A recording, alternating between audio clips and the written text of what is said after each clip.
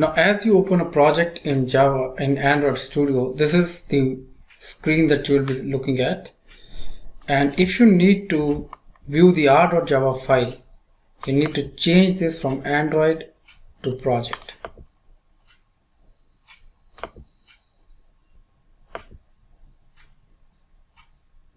Now, this is the view that you get when you change to project. Now, let's go to app, then build. And if you can see, this is a folder which has the APK file.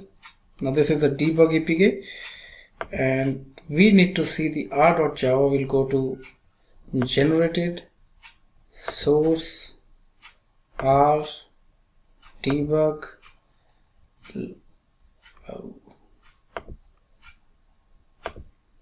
And here you find the R.java file. So I'll just click this. And there you find this R.java file, and if you can see, it says that files under this build folder are generated and they should not be edited. So we don't edit anything in this folder, but just we'll see how things change when you do something or you add something here. So let me just get this back. Okay, now I'll be creating some UI here. So I go to my resource folder, and within the layout I'll say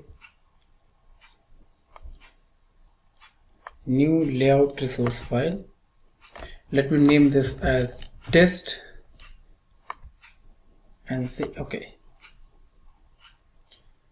So what essentially I have done is created a layout called test in the XML, and let me add a text view to this.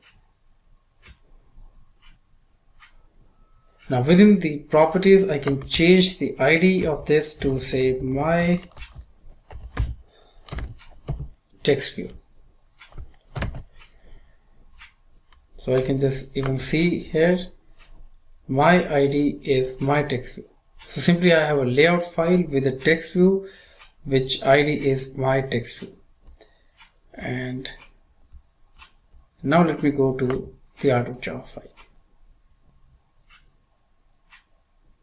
Now if you can scroll this and see where I can find the layout class. Now you can see there is a static final class called layout, and if you just check, my layout name is test. So I'll just search through the test layout here, the layout that we have just created called test. So you can refer to this as r.layout.test. And this is what we'll be doing when we create the main activity. Now let's see where we can find the text view that we have just created with an ID called my text view. So I'll just search in this R.java file.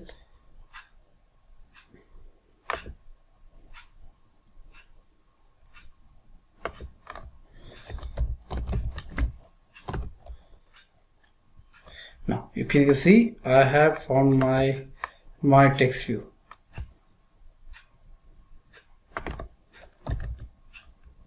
Now let's see what class this belongs to.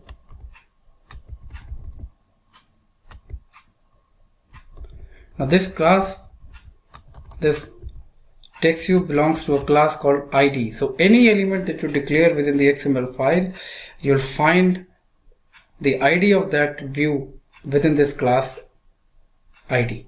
So you can refer to this text view within the Java code as r.id.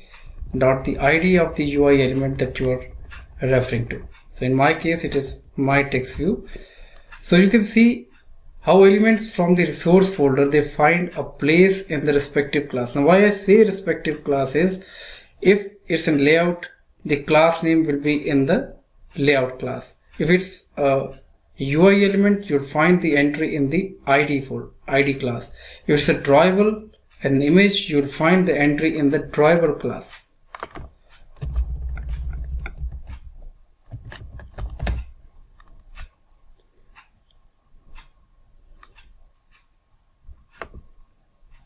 Now if I find this class drawable, you'll find a number of drawables that are added to this.